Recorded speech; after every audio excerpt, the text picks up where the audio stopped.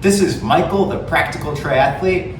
There's been a huge learning curve for me over the past couple of weeks, just trying to accomplish everything that my coach has been giving me for all the different exercises or stretches or workouts. And so what I wanted to share with you today is pistol squats. And it has a lot to do with ankle flexibility, but then also deep muscle quad strength.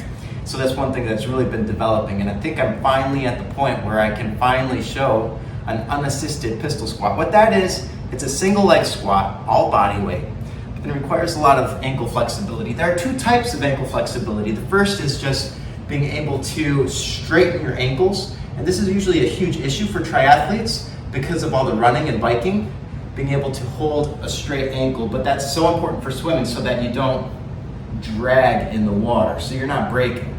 And sitting on my feet is one thing that's been incredibly helpful. I was not able to do this a few years ago, but now I can really, without pain, without any discomfort, really just stretch out those tendons in my feet. But with a pistol squat, it's the exact opposite. So it's being able to hold that squat position, but even more than that, be able to do it on one leg. So I can just barely do it.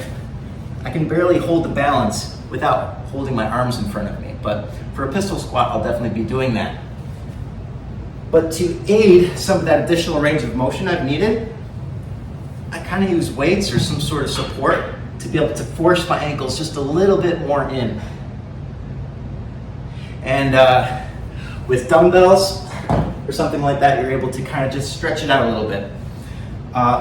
With the balance, in order to be able to counter the lack of flexibility I've had, I've been having these two different bands. This one's a 10 pound and then I have a 5 pound lighter one. So I've progressively been getting to less and less assistance just to be able to hold that balance. If I'm doing a pistol squat on my left foot, I'm actually gonna hold the band in my right arm and then go down.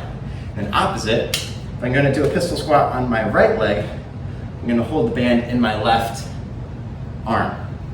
And the band will definitely help be able to hold you more forward and not fall back every time you try to do it. And this, especially at first, develop that initial deep strength that you need to be able to get out of that very deep quad position. There's so much activation that's going on in the knees. So it's very ultimately good for injury prevention, but then for biking too, which you need muscle in.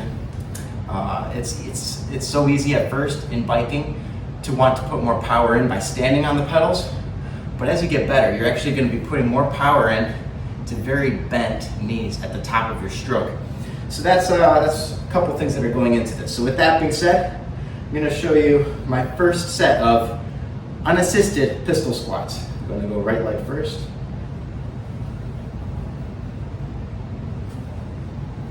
There's one, nice and easy. And one thing that's been helping me is on the inside of my foot and the big toe, applying intentional pressure there, and creating almost a triangle in your foot of balance points. And so focusing on that inner foot and toe.